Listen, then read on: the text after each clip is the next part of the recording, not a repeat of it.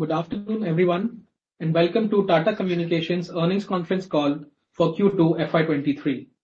We are joined today by our MD and CEO, Mr. A.S. Lakshminarayanan, our CFO, Mr. Kabir Ahmed Shakir, and our Head for Investor Relations, Mr. Rajiv Sharma. The results for the quarter ended 30th September 2022 have been announced yesterday, and the quarterly fact sheet is available on our website. I trust you would have had the chance to look through the key highlights. We will commence today's call with comments from Lakshmi, who will share his thoughts on the business and long-term outlook, followed by Kabir, who will share his views on the financial progress achieved. At the end of the management's remarks, you will have an opportunity to get your queries addressed. Before we get started, I would like to remind everyone that some of the statements made or discussed on the conference call today may be forward-looking in nature and must be viewed in conjunction with the risks and uncertainties we face. A detailed statement and explanation of these risks are included in our annual filings, which you can locate on our website www.tatacommunications.com. The company does not undertake to update these forward-looking statements publicly. With that, I would like to invite Lakshmi to share his views. Over to you, Lakshmi. Thanks, Chirag, and good afternoon, everyone. Before we commence today's call, I'm very pleased to welcome Rajiv Sharma, our Head of Investor Relations, to the Tata Communications family. Rajiv has more than 20 years of experience across equity research, corporate strategy, and investor relations, and we are very pleased to have him with us. He will be reporting to Kabir and will be supported by Chirag. I wish the very best in their new roles and look forward to their continued support of our esteemed investor fraternity. With this, I welcome you all to Q2 FY23 earnings call and happy to share that we have delivered a more meticulously on our reimagined strategy. Our products to platform shift, increased investments in front-end sales, particularly in the international markets, and building new capabilities across the portfolio continue to help us deliver robust results, with our data revenues growing by 11.2% year-on-year this quarter. We remain committed to building digital ecosystems for our customers by co-creating innovative solutions and delivering agile, connected, and secure solutions.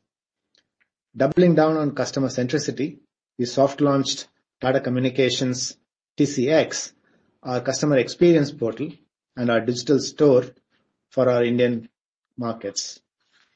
This is enabling us to digitize customer touchpoints, simplify their process interactions with us. Having received encouraging feedback from our customers, we are planning to launch Tata Communications TCX, covering additional products in India and also extend it to international markets. Our vast investments in core infrastructure and digital capabilities, in line with emerging technology disruptions and evolutions, give us the confidence to efficiently cater to our customers' evolving digital transformation needs. We continue to be a leading player in India's large enterprise B2B segment and are strengthening our positions ever more. We are witnessing a healthy growth in our international revenue trends, both on Q-on-Q and on a year-on-year basis, which is steadily progressing us towards our long-term ambition of improving the international revenue pie. Moving to our performance for the second quarter of FY23, we have delivered a strong year-on-year data revenue growth of 11.2% with healthy margins. Our data business remains instrumental to our overall revenue. It improved sequentially by 4.6%, coming in at 3,493 crores. Our digital platforms and services revenues stood at 998 crores, registering a healthy growth of 16.5% year-on-year and 6.1% Q-on-Q. Our Q2 consolidated revenue was rupees 4,431 crores, improving by 6.2% year-on-year and 2.8% Q-on-Q. EBITDA for the quarter stood at 1,130 crores, increasing by 1.5% year-on-year and 4.9% Q-on-Q, while the EBITDA margin stood at 25.5%. The profit for the quarter was 532 crores, improving by 25.1% year-on-year. We witnessed a profitable data revenue growth despite ongoing supply chain headwinds mitigated by all the actions that we have spoken about earlier. We don't see supply chain headwinds bottoming out yet, nor do we see it worsening any further from where we stand. Our funnel additions have also been healthy across the portfolio, with a strong build-up in our digital platforms and services and incubation offerings. Let me give you some more details about our data portfolio. I would want to start with and spend some time talking about our strongly growing incubation portfolio. We have a three-pronged strategy here, especially with relating to the connected solutions. One is on campus, and the second is by leveraging the private networks, and lastly being off campus. The on-campus opportunity is driven by our IoT solutions, where we cover enterprise segments as well as smart cities. Some of the core enterprise and smart city solutions are deployed at scale, and our objective is to deliver high return on investment solutions for our customers, which drives our leadership in the industrial IoT space. To strengthen our offering in the private networks, we launched our private 5G Global Center of Excellence in Pune to accelerate Industry 4.0 applications and capabilities for enterprises. For our off-campus offerings, it is our Move platform which gives us the right to win across connected solutions. Our in-house capabilities are helping enterprise realize business workflows which have massive cost efficiency and also help generate new revenue streams through platforms like connected vehicles, connected crews, smart manufacturing, and MVNO in a box. The incubation portfolio progressed multifold, growing by 181.8% year-on-year and 36.1% Q-on-Q. And our core connectivity services grew by 5.9% year-on-year and 2.7% Q-on-Q. This continues to be on the back of our strong underlay capabilities, which continue to deliver consistent performance. Our focus here is to continually invest in the core capabilities, thus transforming our networks to accelerate into new market needs. Now, coming to our digital platforms and services portfolio, it has grown at 16.5% year-on-year and 6.1% Q-on-Q. Our multitude of offerings in the digital platforms portfolio are intended to consistently deliver more holistic solutions, stitching multiple products together for our customers' ecosystems. This, as we are beginning to call, this is a digital fabric which is helping to create a robust moat around increasing customer stickiness and insulates us from structural pricing decline seen in the legacy business. The portfolio grew broad-based across all offerings. Our collaboration portfolio grew by 1% year-on-year and 2.8% Q-on-Q. We continue to benefit from an increasing customer interest in our new offerings, namely Global Rapid, InstaCC, and Tata Communications DIGO, a platform that we launched in May. We believe with the help of these new offerings, the portfolio will witness increased momentum as we progress. Tata Communications DIGO is an offering to enhance customer interactions and experience. Through this, we continue to partner with enterprise customers to deliver customized, converged, and contextual conversations for the end consumers on the go. Moving to our cloud hosting and security portfolio, this portfolio registered a growth of 21.9% year-on-year and 5.8% Q-on-Q. Our cloud offerings are much broader today as we help our customers in their multi-cloud journey with a multi-tenant private cloud, an industry community cloud, a cloud platform for Kubernetes, and analytical solutions. Our ability to broaden this portfolio is one of the key catalysts helping us to drive growth in the medium term. IZO multi-tenant private cloud is getting more visibility and acceptability across use cases involving predictable workloads. Broader focus is winning in the private cloud space, and the adoption is increasing across the board. On our security business, our cloud SOC is driving our growth this quarter. In addition, we are investing in thematic solutions, thus propelling deeper engagement with customers. Our IZO FinCloud for India BFSI space, which has stringent data privacy and security guidelines, and our security offering delivered from the cloud, which is called Cloud SOC. These are being embraced by key institutions in India. For instance, NPCI has adopted our Cloud SOC this quarter, and Rebit, a unit created by RBI, embraced our security monitoring services across their IT infrastructure. In addition, we have leading private sector banks and international banks taking our cloud offerings to maximize employee efficiency and improving customer interface. We are providing banks with a fail-safe mechanism as per the guidelines of RBI. Our wins in the BFSI space are setting us well for the immense potential this segment offers. In addition, it is allowing us to align our DPS portfolio more towards recurring revenue streams. Coming to our next-gen connectivity offerings, this increased by 31.9% year-on-year and 15.3% Q-on-Q. We are witnessing healthy growth and are winning due to our recently launched IZO Internet WAN and SD variants. We have further expanded our SD-WAN offerings, and our funnel and order book continues to be healthy in this segment. Moreover, we remain agile and continue to focus on adjacent opportunities such as the multi-cloud connectivity. We already have 3 major international multi-cloud connect customers. Our media services revenue grew by 39.8% year-on-year and 5.7% Q-on-Q. Our media and entertainment business continues to see sustained growth underpinned by the transformation taking place in this industry globally. We are empowering global sports to reach billions of fans worldwide and are built for media and edge-based offerings. We supported 4,000 plus events, reaching over 2.5 billion viewers globally this quarter. Our media ecosystem delivers live matches to viewers' devices, giving them live-like experience, taking them into the action like never before. At the same time, we are focusing on global edge opportunity with media and video native edge cloud deployed globally. This supports low latency video streaming and other applications that need video processing closer to the edge. This has witnessed good growth directly and global media organizations and media service providers.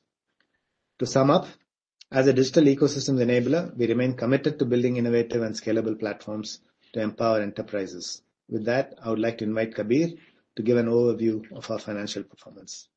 Kabir. Thank you, Lakshmi. Good afternoon, everyone.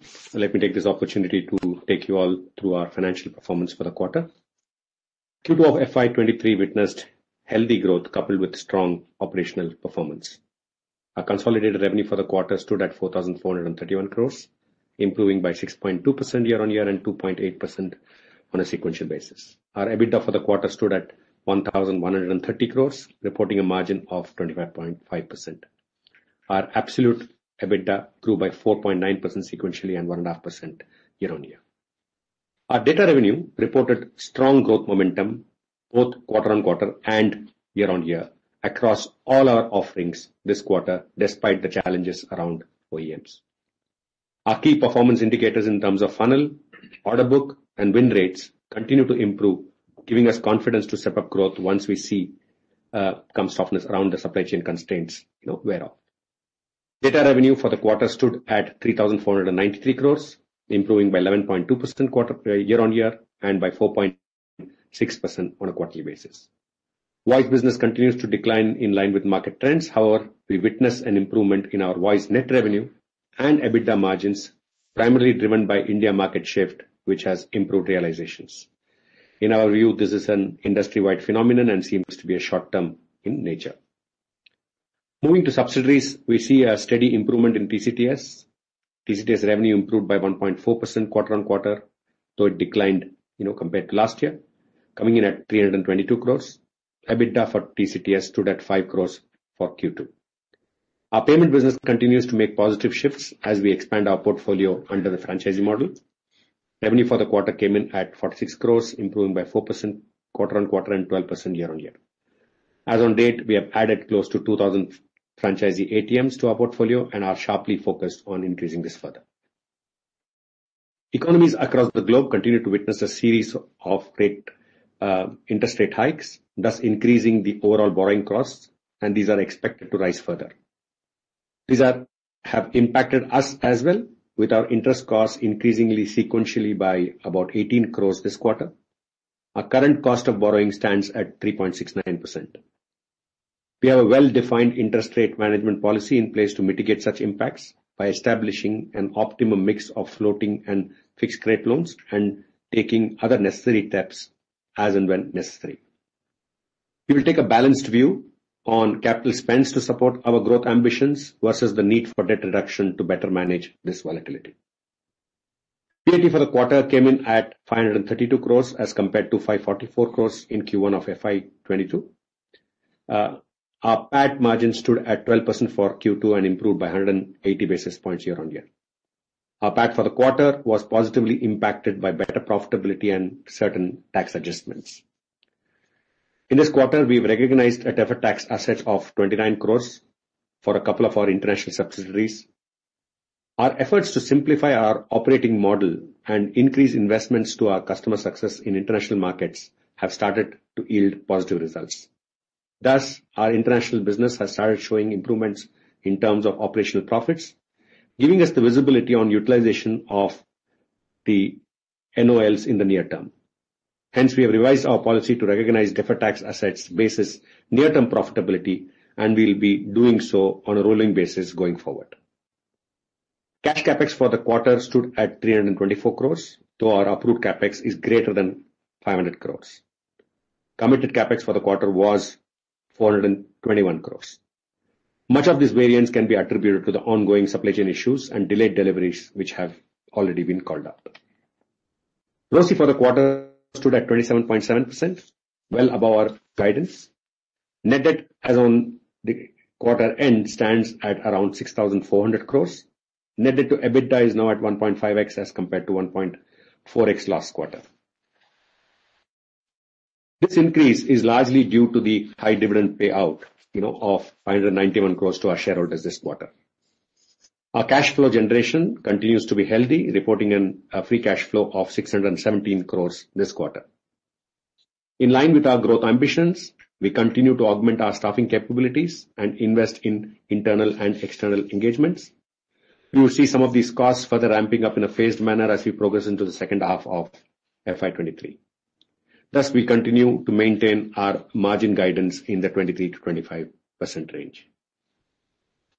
We have received a revised demand of our AGR dues amounting to 4,981 crores this quarter from the Department of Telecommunications. This demand includes a levy of license fee for our non-telecom revenues, exceptional items, and other income, as well as interest penalty and interest on penalty around these line items.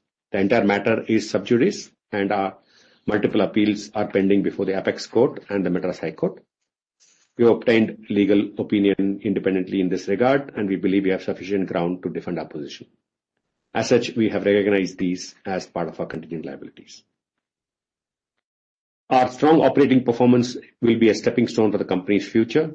We remain committed to delivering a superior customer experience through our best-in-class bespoke solutions, enabling them to digitally transform their business and equip them with the ability to innovate, transform, and grow.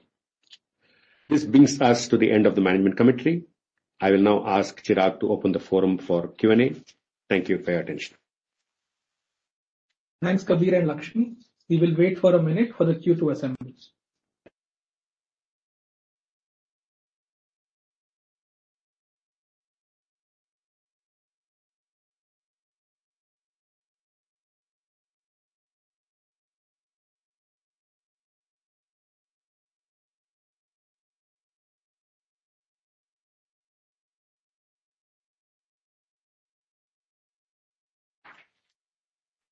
The first question is from the line of Ridhesh Gandhi from Discovery Capital. Ridhesh, you may go ahead and ask your question. To understand in your digital platform and services, we've sort of gone into a negative EBITDA again. Is that because of actually investments in actual projects, which we expect to recoup over the next few quarters, or is it just a slowdown, or how should we then look at that?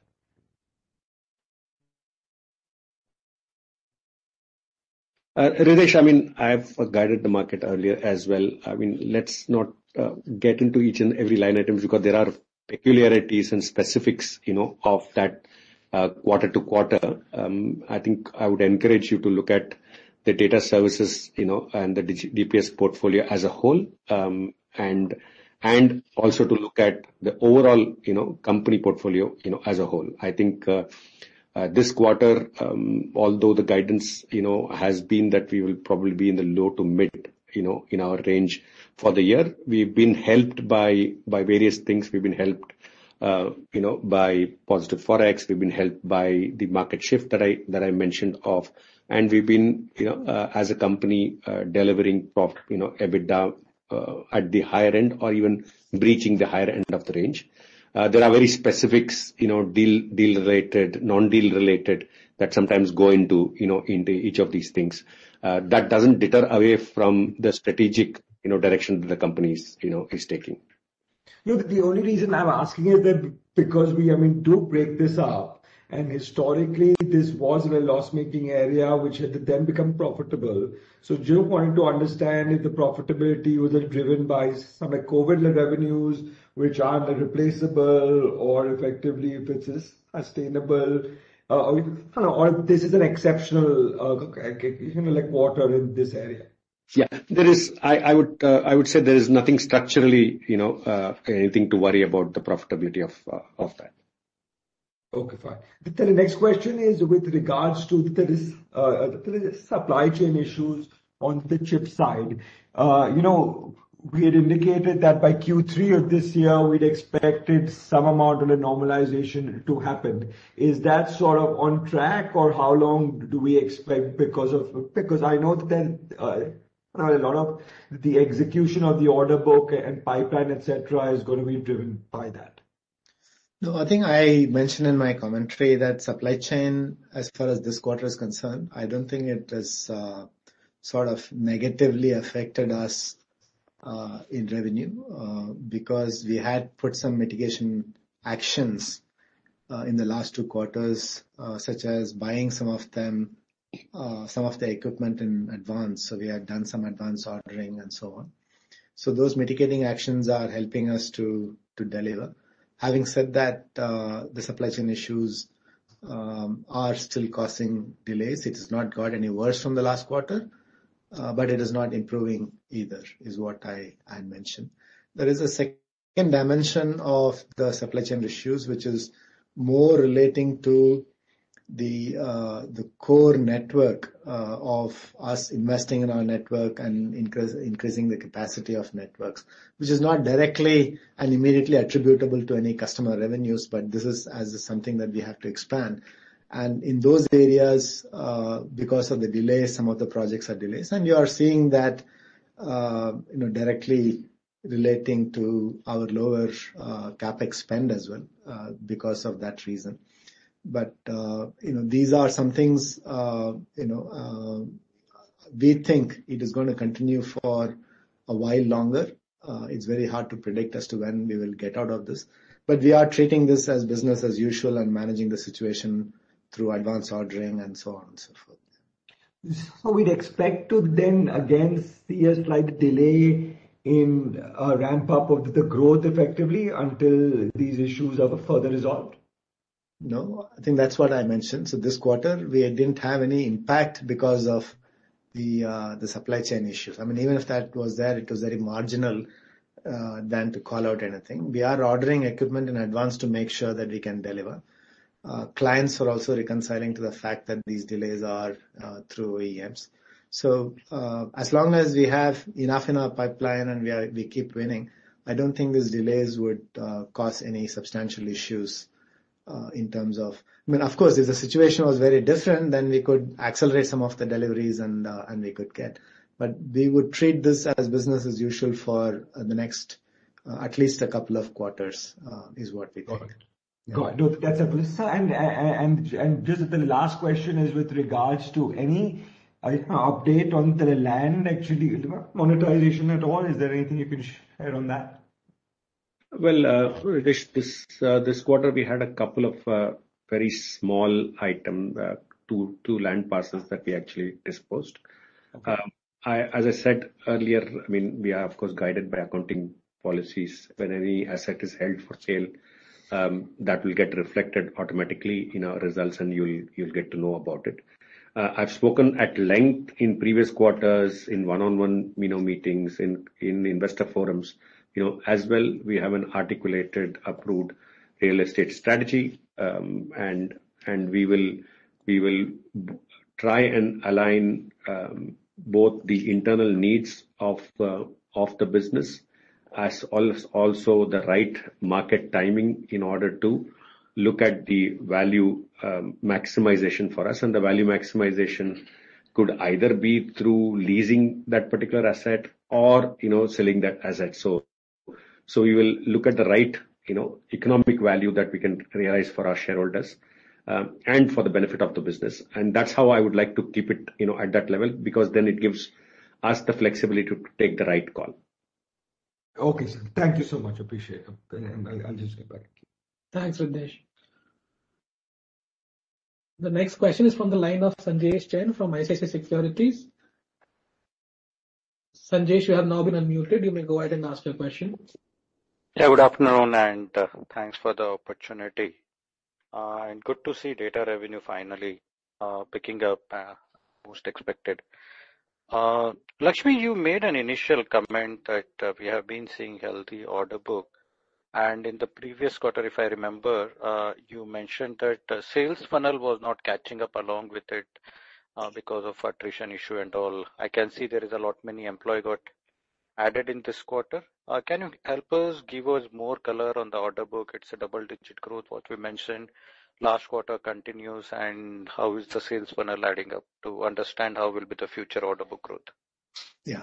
So firstly, as you mentioned, and I mentioned in my commentary as well, adding and strengthening our international regions with sales, and we will continue doing that, and investing in marketing in those regions will help us to further accelerate our growth in those regions.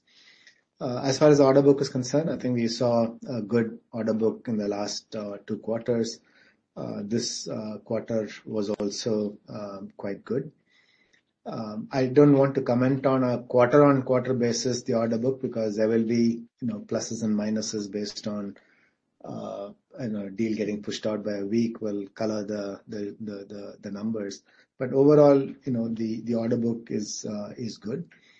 As far as the funnel is concerned, our overall funnel value stands at a similar level as last quarter. So even if we are closing the deals, we are able to add opportunities into the funnel, and therefore our funnel remains healthy and stands at a similar levels as last year. One market thing about the funnel is also the color of the funnel in terms of the types of deals that are there. We are seeing a lot more of digital platforms and solutions deal in the funnel. We are also seeing many larger deals in the funnel. So these are in line with our strategy, where we have been saying that the digital platforms is what needs to accelerate our growth. The funnel shows that we are accelerating the funnel addition in the digital platforms. We also said that we will engage more deeper with customers in order to craft larger deals, and that is also reflected in the funnel as we see today. So I think we are moving all these in the right direction. Great. Thanks, Lakshmi, for that color. Just one question: if our sales funnel is same and we are adding more to order book, is it fair to assume that our order win rates or the conversion rate from funnel to order book has seen a material improvement? Will that be a fair assumption? No, it purely from a number standpoint of view, it's standing the same. Again, depends on which portfolio we're talking about, but largely the win rates are I had talked about improved win rates a few quarters ago, and I think it stands at that similar kind of levels. So I wouldn't say that we have dramatically improved the win rates in the last couple of quarters, but it is quite healthy, is what I would say. I think the fact is, we wanted to add more into the funnel, because as the larger deals comes into the funnel, the time the customer takes to scrutinize and evaluate will take longer. But that is the character of the larger deals anyway. So we are quite happy with the size of the funnel, the color of the funnel, and the time taken is not very material, as long as we can keep adding good quality deals into our funnel. Great. One follow-up question probably to the Kabir. Order books look great, total revenue look great, but somehow the net revenue acceleration has not kept the pace with the gross revenue. So what are we missing there? In this quarter, it's more a mix effect, Sanjesh. As I said, we had a good contribution of the India market shift in the voice business, that kind of came in. So that's overall net revenue. If you actually look at that's, I would say the mix effect. But otherwise, sometimes, you kind of play the portfolio well if there are very competitive, deals. When we look at as we are improving our product penetration ratio and winning more, selling more to our to our customers, if there is a competitive price play that we need to do, and if that's a dilution of NR in that particular deal, but overall adds to the customer profitability better, then we take those tactical calls. So that's where I would leave it at that. But of course, the devil is more in the detail, and if we go by product portfolio, it's a different story. But at the Uber level, that's the larger theme. No, I was looking more from the DPS perspective. Sequential growth was 6.2%, while it was a decline on the net NR basis. That's not really a value creation, right, in that sense. Was it more like a project execution, CPE cost, which was upfronted, and we are doing revenue recognition over a period of time, which we changed few quarters back? Is that playing a game in this as well? Not really. I mean, I see only mix. I see a little bit, a little bit one-offs that were there in the prior quarter, but it's a longer runway. I would say. So it's the foot in the door into larger accounts, and and a combination of those things. So we had one-offs in Q1, which resulted into that. But I would largely say it's a longer runway, and the large account play that we would like to do it. There are a couple of deals in cloud, for example, where we took that strategic call. So it's more strategic, that way that we should be able to see, as we do, migration and start the workloads, you may see lower margins, but as consumption picks up, then those margins will then, come through. And when you look at even the lifetime of the deal per se, let alone, us adding further more to it. Fair enough. Yeah.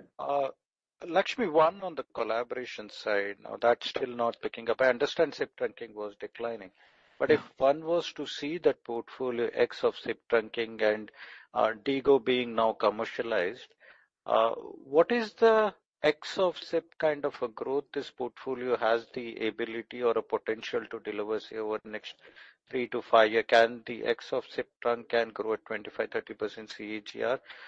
Does that potential exist in that particular line item?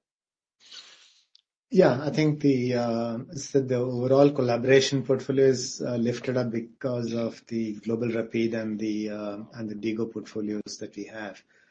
But this is a fairly still a large part of our DPS portfolio.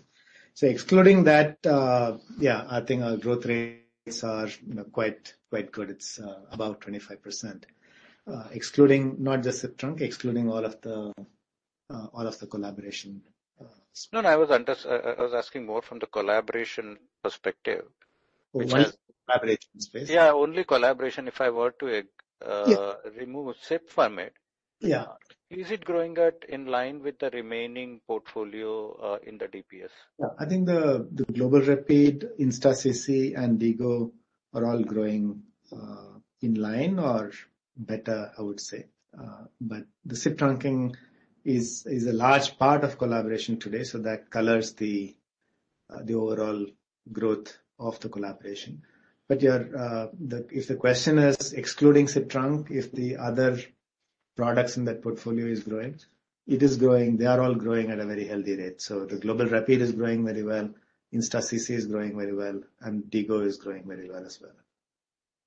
Fair enough. Just last question from my side on the margin. Despite delivering a much better margin. Sanjesh, I just also want to add, the reason why, we can't exclude the SIP trunk, I'm saying is, see, the way we are seeing the collaboration space is that, we would like to think of ourselves as a global voice cloud for enterprise. So it is one of the largest coverages around the world with our voice and messaging infrastructure that we have. And on top of it is what we are building our collaboration, which is the Global Rapid, the InstaCC, the call center on the cloud, and so on and so forth. So this and our ability then to provide all of these as a fully managed service for our customers, ensuring compliance across the world, ability to monitor this end to end and deliver the productivity that they seek. This holistic package is what is helping us to actually build the moats against even some of the other CPaaS players who will try to sell point solutions to the enterprises, or compared to other providers who might have certain capabilities, but not the broad and wider capability that we are able to take to the customer. So I just want to make that point. But purely on the growth and the color of the growth, all my comments that I said before are quite valid. Yeah. Purely from a number perspective, if you were to exclude SIP, then everything else would grow. But we have to understand that underlying that platform is what is powering all of the other capabilities. Yeah. No, that's a confusing part for me, because if I look at your peers, say Indian listed peers, they are growing at upwards of 50%, and they have a fairly healthy revenue there. They're still growing at 50%, while we have a disproportionate advantage of having completely an integrated solution, and that we are barely able to grow. Yeah. So what are we missing there then? Because the other peer numbers are fairly available in the market. No, they are growing at 50% plus on an annualized basis, and they're still at a flattish. So I think so far, Sanjesh, our SIP solutions have not been sold domestically. We have been primarily helping major international players with that capability, or India players who have an international footprint is what we have been doing. Now, with us getting into the VNO license, we will be able to start selling some of these. But what you're comparing with an Indian peer to the international may not be like for like comparison as far as the SIP and the collaboration portfolio is concerned. But the purely from a DIGO point of view, again, we've just launched it. It has got a much wider capability. But other players are largely reporting a messaging increase, a A2P increase with India or in other markets outside of India. So it's not a like-to-like comparison of the portfolio, I would say, Sanjesh, in terms of what we have to offer and where the products were focused on so far. Fair enough. Just one last question on the margin side. We have been continuously being more than on the upper end of the margin, but our margin guidance still continue to remain at 23 to 25%, and telecom is fairly a large operating leverage business. Are we being too conservative on the margin side? Sanjesh, I would even this quarter, if I were to exclude the forex and the one-off benefits that we've actually got from the market shift, our underlying margin is exactly in the middle of the range. That's what I have guided the market before. That's where we continue to be there. So we've so far been positively, impacted with things which have flown, into the bottom line. I don't want to go quarter by quarter, whether it's this quarter or next quarter. If I were to, in the medium term, look at what should be the shape of this business, we would like to operate in the 23 to 25. And any benefit that we get, and we will continue to get, whether it is operating leverage, whether it is waste reduction, whether it is efficiency improvement, whether it is mixed benefits, all of which, our endeavor is to actually reinvest them back, into the portfolio, even within, I would say, our traditional networking business onto the next-gen connectivity, also into the, digital platforms and services, portfolio as well, move IoT and the incubation, part. All of these need oxygen, and that will actually come. I see that as the sources of, margin improvement for me, which then get repurposed and channelized to drive growth. Once we get to a good absolute level of business in DPS, and then they continue to a stable, growth trajectory, is probably the time for us to unpeel and then say, can we look at margin expansion? But that is a few years away. At this stage, I think we should have the mindset of reinvesting, all of these benefits back into the business. That's where we are focused at, Sanjesh. No, fair, Kabir. But then we should be more optimistic on the revenue growth side. Will that be a fair assumption? Well, let's meet our first marker that we have set of double-digit revenue growth. I think this is the first quarter where we're going in the right trajectory. And once we have a sustainable, repeated performance, then, you're absolutely right that we should be able to, push for it. And it's not, this is a B2B business where and a long gestation, and with all the supply chain challenges, when we put in those investments to reap and see the results of that investments also takes a few quarters.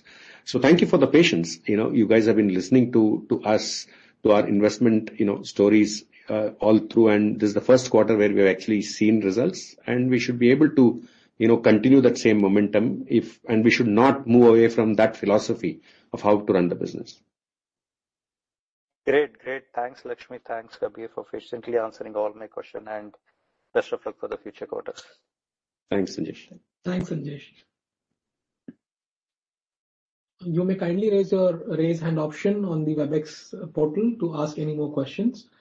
The next question is from the line of Mr. Pratap Maliwal from Mount Intra Finance. Pratap, you have now been unmuted. You may go ahead and ask your question. Thank you. Am I audible, please? Yes, you are. Thank you, and thanks for taking my question. So I had a question around the next-gen connectivity vertical that we have. So this quarter, we've seen good growth in there. Now, previous quarter, we had said that there were some maybe supply chain issues and some project deliveries were affected, which had delayed the revenue recognition. So have the revenues come back in this quarter itself, and have that given us the growth? Or can we maybe take the number for this particular quarter and then as the base and then project for more growth after, which has been the case? Yeah.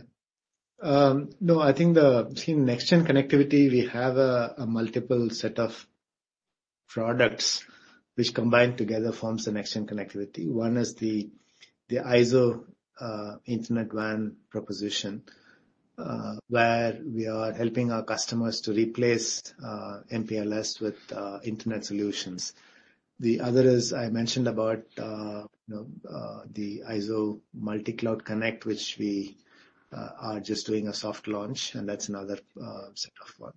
And we also have, we've soft launched a Wi-Fi 6 and LAN capability. And the last part is the SD-WAN. So there are 4 parts to these areas.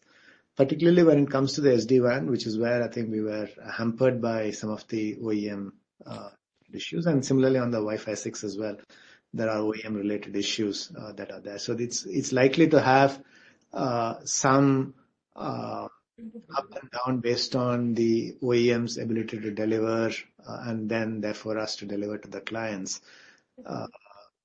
So there will be some changes, but overall, if I have to comment on the next-gen connectivity, I had already mentioned we are quite encouraged by the sizes of the funnels that we have, both in India as well as in the international market, encompassing the full capability of our next-gen connectivity solutions. So, we would look for continued execution on the funnel and continued execution on conversion of that to revenue. Okay, so I'll just try and maybe rephrase. So this quarter, the growth has come from maybe when us getting some new business and some of that funnel has been converted into new orders. Is that? Yeah, I think you might say so. Some of the backlogs have been cleared, as well as the new funnel, new customers have been gotten. But yeah, I think that's the overall network transformation is a story that we have been talking about. The customers moving to the cloud, customers shifting to the internet. There will be a change. There will be customers wanting to do those transformations, and we are beginning to see that play out. Okay, sure, sure. And just one other question. A leading telecom provider in India recently, there was news that it had come out with an IoT-based connectivity solution based on eSIM, which has been adopted by telematics providers and vehicle tracking solution providers. So what I'm trying to understand is that is this in competition with our offering in the Move vertical, and if we're in trials with such solution providers or any recent successes that we can call out, please? Yeah, Move does that and more actually, and we have our proposition is one of global as well as addressing the India market, and they are addressing multiple segments in the industrial IoT segment as far as the Move is concerned. And I think I had a fairly extensive commentary on it to say how we are doing and how the portfolio is growing as part of our incubation business. So we believe, the product of Move is quite strong and addresses multiple segments, addresses the markets in India as well as the international markets, and we have seen and shown fairly good momentum of growth with that product. Okay, sir. Thank you. Thank you, Pratap. No more. Thank you, everyone. This brings us to the end of the Q&A session. I would now request Lakshmi to share his closing comments. Thank you, everyone. As I said, this quarter has been a very, very good quarter for us, hitting a double-digit growth on our data portfolio after a very, very long time. I think all the platforms that we have launched and the capabilities that we have added to these in the last few quarters are showing results. The color of engagements that we are having with the customers and the color of funnel is improving. And with that, the teams are doing a tremendous job of ensuring that we execute this truly like a digital company. So I think we would look for and hope for continued momentum and execution. And I would also like to wish all of you a very happy Diwali in the coming festive seasons. Greetings to all. Thank you so much, Lakshmi. This brings us to the end of the call. The recording will be available on our website in the next 24 hours. You may please disconnect now. Thank you.